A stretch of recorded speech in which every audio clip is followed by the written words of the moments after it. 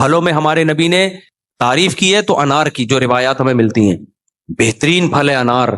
اور قرآن نے بھی اس کا تذکرہ کیا، انظروا الی ثمرہ اذا اثمر، اللہ کہتے ہیں اس انار کے پکنے کے پروسیس کو دیکھو کیسے پکتا ہے، اتنا فائدہ مند پھل ہے انار، اس کا بھی جوس نکال کے پی لیتے ہیں، چلو نہ پینے سے بہتر ہے لیکن بھائی انار کھایا کرو،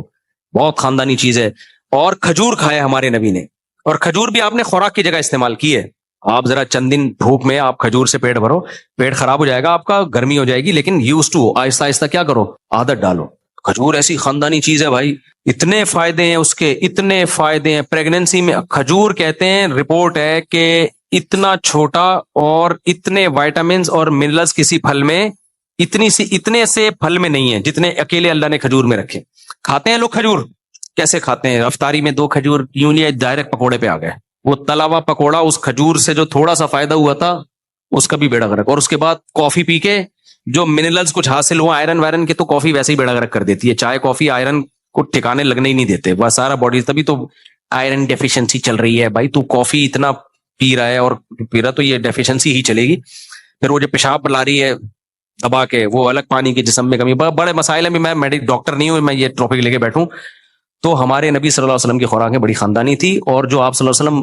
اکثر بھوک سے رہا کرتے تھے، تو آپ ڈاکٹروں سے پوچھو، آج تو بھوک کے فضائل ڈاکٹر بیان کر رہے ہیں۔ ہاں اتنا ضرور ہے کہ اتنا زیادہ آگے نہ جاؤ جتنا نبی صلی اللہ علیہ وسلم نے کم خوراک کھائی ہے، کیونکہ ہمارے نبی کی نیچرلی بہت اچھی صحت تھی، آپ کو بہت زیادہ خوراک کی ضرورت بھی نہیں تھی۔ تو اب لوگ ایسا نہ ہو کہ فاقے کرنا شروع کر دیں،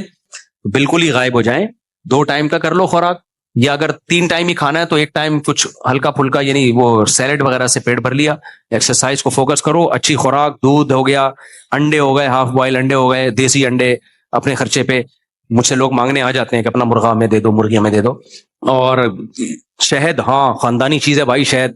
بہترین چیز ہے، شہد استعمال کر لیا آپ نے، یہ سب چیزیں کھاؤ، اب فوراً غربت کا ہمارے پاس اتنے پیسے کہاں ہیں؟ جن چیزوں پہ آپ پیسہ خرچ کر رہے ہو نا، اگر پیسے نہ ہوتے تو ان پہ خرچ نہ ہوتا، پیسہ ہے، دماغ خراب ہوا ہوا ہے۔ تو اور یہ جو لوگ کہتے ہیں نا ہم تو اتنی اچھی خوراک کھا رہے ہیں صحت بنتی نہیں، بھائی آپ پھر کولڈ ڈرنک پیتے ہو، میٹھا تو یہ ریسرچ سے، تحقیق سے ثابت ہو چکا ہے، کچھ تھیوریز ہوتی ہیں، نظریات ہوتے ہیں، وہ تحقیق سے ثابت نہیں ہوتے، اس خوراک میں یہ فائدہ، یہ نقصان، ڈاکٹر کہتے ہیں نظریہ ہے، یہ تھیوری ہے، ابھی ریسرچ نہیں ہے۔ 2 چیزوں پہ تو ریسرچ ہو چکی ہے، میٹھا زیادہ کھانا بیڑا غرق کرے گا صحت کا، یہ ریسرچ سے ثابت شدہ چیز ہے، اور دوسرا سگریٹ، یہ کینسر کرے گی، اور تیسرا میری اپنی ریسرچ ہے، ڈاکٹروں سے میں نے نہیں پوچھا، گٹکا منہ کا کینسر کرے گا، کیونکہ میں نے اپنے کئی دوستوں کو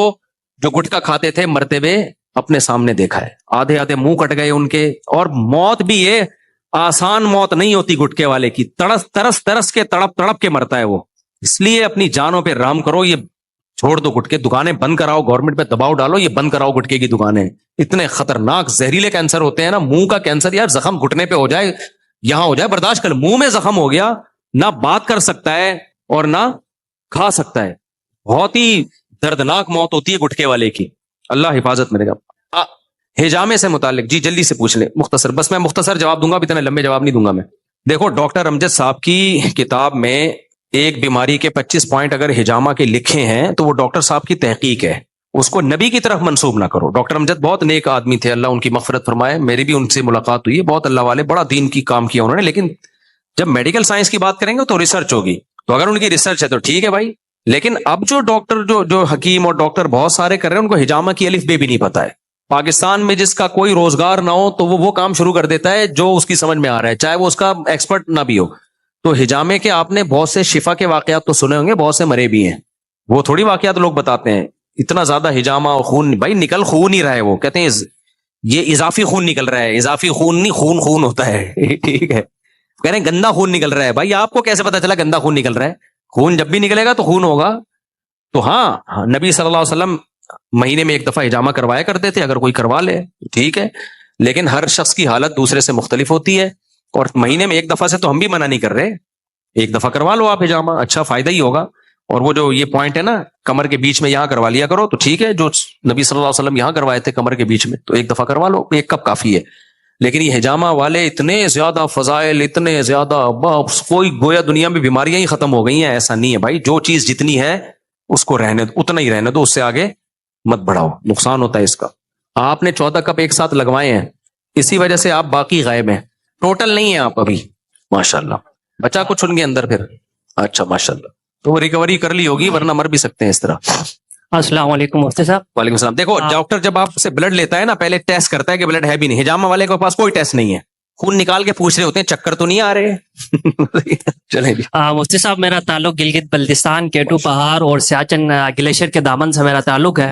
بیسیکلی میرا جو ہے کوشچن آپ سے یہ ہے، اس وقت ہمارے کالجز اور یونیورسٹیز میں ایتھکس کے نام پہ، کریٹیکل تھنکنگ کے نام پہ، فلسفی کے نام پہ ایسے سیشن کنڈکٹ کیے جا رہے ہیں جن کی وجہ سے ہمارے جو یوتھ ہے، نیو یوتھ ہے، جس میں 50 سے 70%، میں مینیمائز کر کے بتا رہا ہوں آپ کو، 50 سے 70% ایتھیس کا شکار ہو رہے ہیں۔ تو آپ سے کوشچن یہ ہے کہ ایک مسلمان جو لمیٹڈ نالج کے ساتھ کسی یونیورسٹی میں انٹر ہوتا ہے تو وہ اپنے آپ کو ایسے جو ہے فتنوں سے کیسے بچائے؟ اور دوسری بات جو ہے، آئی ایم سوری ٹو سے مفتی صاحب، جو ہے علماء کرام کا اس میں جو ہے کردار کم نظر آ رہا ہے، اس کی وجہ کیا ہے؟ بہترین بات کی ہے میرے بھائی نے، ان کا خلاصہ میں اپنے الفاظ میں سناتا ہوں۔ یونیورسٹیوں میں ایتھیزم بہت بڑھ رہا ہے، ایتھیزم خدا کا انکار، اور علماء کا اس میں کیا کردار ہے؟ تو فی الحال ہمیں یہ کرنا چاہیے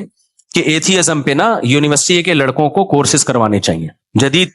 طرز پہ، اور وہ کورسز پھر یونیورسٹی میں لانچ کرنے چاہیے ورکشاپ کے ذریعے۔ اور یہ ایتھیزم کے دعوے اتنے فضول ہوتے ہیں نا، ان کی دلیل اتنی کمزور ہوتی ہے کہ یہ ایک ہی چوکے چھکے میں ختم ہو جاتا ہے، کیونکہ خدا کے وجود کے دلائل سائنس سے ہی اتنے اسٹرانگلی ثابت ہیں، قرآن تو الگ ہے، سائنس سے ہی اتنے اسٹرانگلی ثابت ہیں کہ اس کو پیش کرنے والا خاندانی ہونا چاہیے۔ تو یہ آدھے گھنٹے کی مار ہے، یہ ٹھیک ہے نا۔ کسی بھی یونیورسٹی میں کسی ایسے اسکالر کا لیکچر ہو جائے، قیصر راجہ بھی بہت اس میں ماشاءاللہ خاندانی کام کر رہا ہے، تو ایسے آدمی کا لیکچر کروا دیں آپ یونیورسٹیوں میں، جو ایتھیزم پہ ان کی بھرپور تیاری ہو، اور یہ جو سائنس ہے، سائنسی علوم پہ بھی جو فزکس کی تھیوریز ہیں،